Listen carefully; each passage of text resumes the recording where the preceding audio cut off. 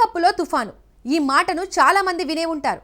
Tea కప్పులో తుఫాను అంటే ప్రాధాన్యం లేని అంశాన్ని రచ్చ చేసి అతిగా ఆందోళన పడడమే. ఈ టీ కప్పులో తుఫాను వస్తుందో రాదో కానీ ఓ టీ కప్పు ఇప్పుడు పాకిస్తాన్, ఆఫ్ఘనిస్తాన్ మధ్య రచ్చ రేపుతోంది.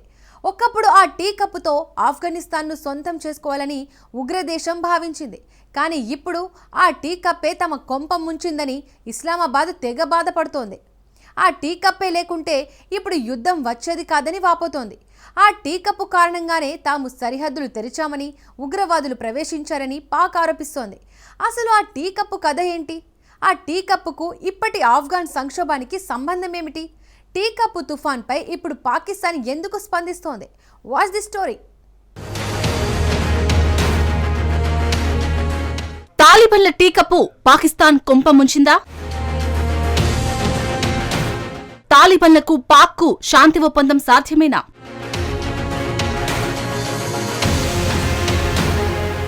చర్చలు విఫలమైతే పాక్ యుద్ధానికి సిద్ధమా?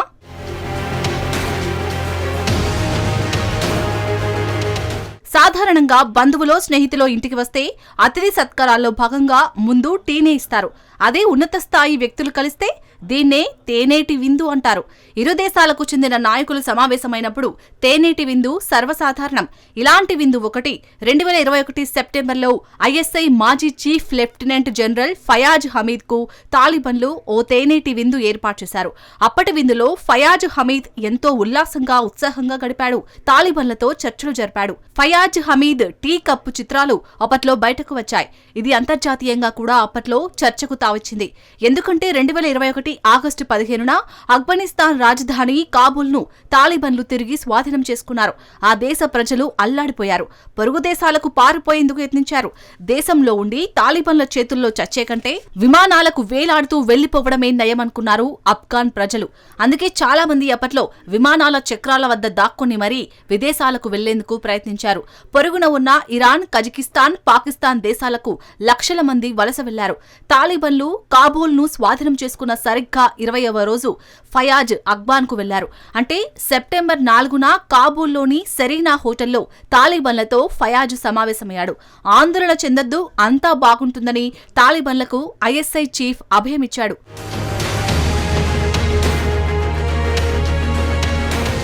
అప్పట్లో పాకిస్తాన్ ప్రధానమంత్రిగా ఇమ్రాన్ ఖాన్ ఉన్నాడు. తాలిబన్లు కాబూల్ను ఆక్రమించుకోగానే పాకిస్తాన్ సంబరాలు జరుపుకుంది. ఆఫ్ఘనిస్తాన్ ఇక పాకిస్తాన్కు 5వ రాష్ట్రంగా అప్పటి పాలకులు ప్రకటించారు.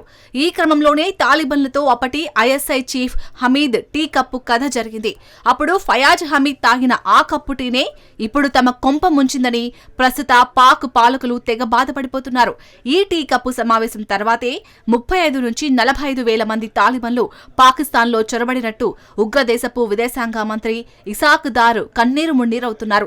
ఆ టీ కప్పు తర్వాతే కరుడుగట్టిన నేరస్తులను పాకిస్తాన్ విడుదల చేసిందని గుండెలు బాదుకుంటున్నారు. కాబూల్లో తాలిబన్లతో హమీద్ సమావేశమైన తర్వాత ఆఫ్ఘనిస్తాన్ ఉగ్రవాదులకు తలుపులు తెరిచింది అని ఇసాక్ ఆరోపిస్తున్నాడు. ఇప్పుడు ఆ తప్పే తమ దేశంలో ఉగ్రవాదాన్ని రగిలించిందని తెగ విచారం వ్యక్తం చేస్తున్నాడు. పాకిస్తాన్ తీసుకునే నిర్ణయాలపై నియంత్రణ ఉండాలని విదేశాంగ మంత్రి సెలవిస్తున్నాడు. అసలు ఇతడి ఏడుపెందుకు? ఇప్పుడు టీ కప్పు గురించి ఎందుకు ప్రస్తావిస్తున్నాడు? తాలిబన్లు, పాకిస్తాన్ మధ్య ఇప్పుడు పచ్చగడ్డి వేస్తే బగ్గుమంటుంది. పాకిస్తాన్ పేరు వింటే తాలిబన్లు కస్సుమని ఇంతెత్తున నిలుస్తున్నారు. పాకిస్తాన్ కూడా అంతే. తాలిబన్ల పేరు చెబితే పిచ్చి పట్టిన దున్నలాగా రంకెలేస్తోంది. ఇటీవల ఇరు దేశాల మధ్య ఘర్షణలతో సరిహద్దులు ఉద్రిక్తంగా మారాయి.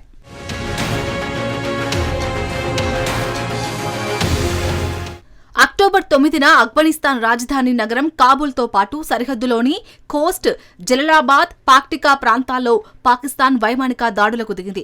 ఈ దాడుల్లో ఎంతమంది చనిపోయారన్నది తెలియలేదు. కానీ ఈ దాడి ఇరు దేశాల మధ్య ఉద్రిక్తతలను పెంచింది. తెహ్రీక్ ఈ తాలిబాన్ పాకిస్తాన్ టీటీపీని టార్గెట్ చేస్తూ తాము దాడులకు దిగినట్టు ఇస్లామాబాద్ ప్రకటించింది. కాబూల్లో టీటీపీ స్థావరాలపై దాడి చేశామని, ఆ సంస్థ చీఫ్ నూర్ వలీని అంతం చేసినట్టు పాకిస్తాన్ ప్రకటించింది. నిజానికి టీటీపీ చీఫ్ చనిపోలేదు, అతడు బతికే ఉన్నట్టు టీటీపీ ప్రకటించింది. ఆఫ్ఘనిస్తాన్పై దాడులకు పాక్ చెప్పిన సాకులన్నీ కట్టుకదలే. వాస్తవానికి అదే రోజు ఉదయం అంటే అక్టోబర్ 9న తాలిబాన్ విదేశాంగ మంత్రి అమీర్ ఖాన్ ముత్తాఖీ భారత్లో అడుగుపెట్టాడు. తాలిబాన్లు భారత్తో సంబంధాలు పెట్టుకోవడం పాకిస్తాన్కి అస్సలిష్టం లేదు. అలాంటిది తాలిబాన్ మంత్రి భారత్లో అడుగుపెట్టడంతో ఇస్లామాబాద్ కుతకుత రగిలిపోయింది. ఇప్పటికిప్పుడు తాలిబాన్లను ఏదో ఒకటి చేయాలని భావించింది. అందులో భాగంగానే అక్టోబర్ 9న అఫ్ఘాన్పై పాకిస్తాన్ దాడులకు దిగింది. కానీ ఇక్కడే ఇస్లామాబాద్ పప్పులో కాలేసింది. తాము దాడులు చేసినా తాలిబాన్లు పెద్దగా పట్టించుకోరని భావించింది. కానీ అక్టోబర్ 10న తాలిబాన్ల ఉగ్ర రూపాన్ని పాకిస్తాన్ చవిచూసింది. సరిహద్దుల్లో పాక్ స్థావరాలపై తాలిబాన్లు భీకర దాడులు చేశారు. పలు పాకిస్తాన్ పోస్టులను తాలిబాన్లు స్వాధీనం చేసుకున్నారు.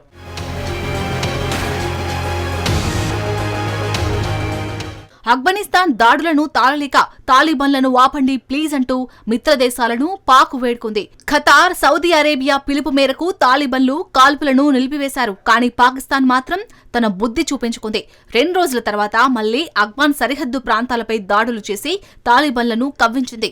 భారత్లోనే ఆఫ్ఘనిస్తాన్ మంత్రి ఇంకా పర్యటిస్తుండడమే అందుకు కారణం. ఆ తర్వాత అయితే ఈ దాడులకు తాలిబాన్లు మళ్లీ భీకర దాడులకు తెగబడ్డారు. ఈసారి తాలిబాన్ల దెబ్బకు 58 మంది సైనికులను ఇస్లామాబాద్ కోల్పోయింది. మరో 30 మందికి గాయాలయ్యాయని తాలిబాన్లు తెలిపారు. ఇక్కడే పాకిస్తాన్ బలుపు బయటపడుతుంది. బలుపు అనే పదం ఎందుకు వాడాల్సి వచ్చిందంటే తాలిబాన్లు ఏం చేస్తారన్న లెక్కలేని తరం పాక్ పాలకుల్లో నెలకొంది. తాలిబాన్లను తక్కువ అంచనా వేసింది. పాకిస్తాన్ ఆర్మీ ఊహించని రీతిలో అఫ్ఘాన్ మెరుపు దాడులు చేసింది. పాకిస్తాన్ రియాక్ట్ అయ్యేలోపే డ్యామేజ్ జరిగిపోయింది. పాక్లోని ఖైబర్ పఖ్తూన్ఖ్వాలో అంగూర్, అడ్డా, బజార్, కుర్రం, దిర్, చిత్రాల్, బలూచిస్తాన్లోని బారంచా పోస్టులపై తాలిబాన్లు విరుచుకుపడ్డాయి. డ్యురాండ్ లైన్ వద్ద జరిగిన ఈ దాడుల్లో పాకిస్తాన్కు చెందిన 20 అవుట్ పోస్టులను తమ కంట్రోల్లోకి తీసుకున్నట్టు తాలిబాన్లు ప్రకటించారు. డ్యురాండ్ లైన్ పాక్ అఫ్ఘాన్ మధ్య ఉన్న సరిహద్దు రేఖ. పాకిస్తాన్ మిలిటరీ వద్ద ఉన్న ఆయుధాలను, యుద్ధ సామాగ్రిని స్వాధీనం చేసుకున్నట్టు తెలిపారు.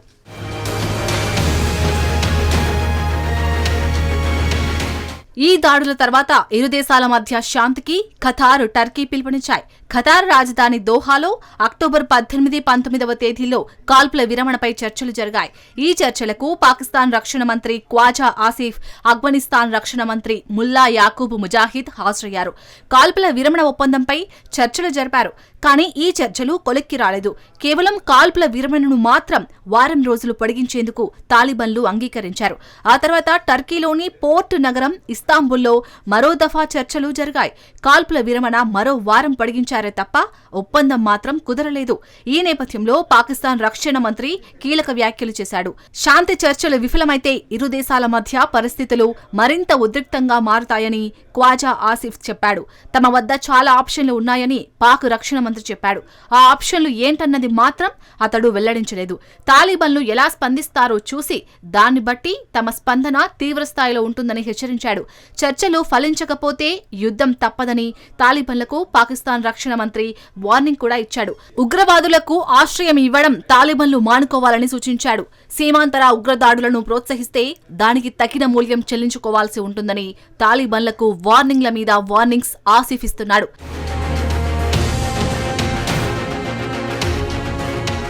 నిజానికి ఉగ్రవాదానికి పుట్టినిల్లు పాకిస్తాన్. ఉగ్రవాదాన్ని పెంచి పోషించేది పాకిస్తాన్. ఇప్పటికీ ఉగ్రవాదులకు ఆశ్రయం కల్పిస్తుంది. ఆపరేషన్ సింధూర్లో భాగంగా పాకిస్తాన్ పాక్ ఆక్రమిత కాశ్మీర్లో ఉగ్రకోటలను భారత్ ధ్వంసం చేసింది. కానీ పాకిస్తాన్ ఇప్పుడు ఆ ఉగ్రకోటలను పునర్నిర్మాణానికి శ్రీకారం చుట్టింది. భారత్పై ఉగ్రవాదాన్ని రెచ్చగొడుతోంది. కానీ ఆఫ్ఘనిస్తానే ఉగ్రవాదులకు అండగా నిలుస్తుందని దొంగ ఏడుపులు కూడా పాక్ వెక్కి వెక్కి ఏడుస్తుంది. అక్కడితో పాకిస్తాన్ ఆగడం లేదు. పాకిస్తాన్లో ఏ ఉగ్రవాద సంస్థ దాడి చేసినా దానికి భారతే కారణమంటూ నిందలు వేసేందుకు ప్రయత్నిస్తోంది.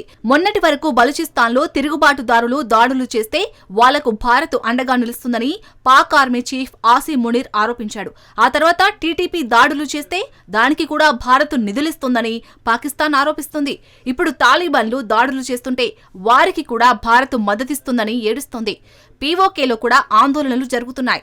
రేపో మాపో ఆ ఆందోళనల వెనుక కూడా భారతే ఉందని ఆరోపిస్తుందేమో. ఇమ్రాన్ ఖాన్ పార్టీ ఆందోళనలకు దిగే అవకాశం ఉంది. దీనికి కూడా భారతే కారణమని విమర్శించేందుకు కూడా పాకిస్తాన్ వెనుకాడదేమో. పాకిస్తాన్లో ఏం జరిగినా దానికి తమ వైఫల్యాలే కారణమని ప్రధాని షహబాజ్ షరీఫ్ కి, ఆర్మీ చీఫ్ మునీర్ కి బాగా తెలుసు. కానీ ప్రతి దానికి భారత్నే నిందించడం పాకిస్తాన్కు అలవాటైపోయింది.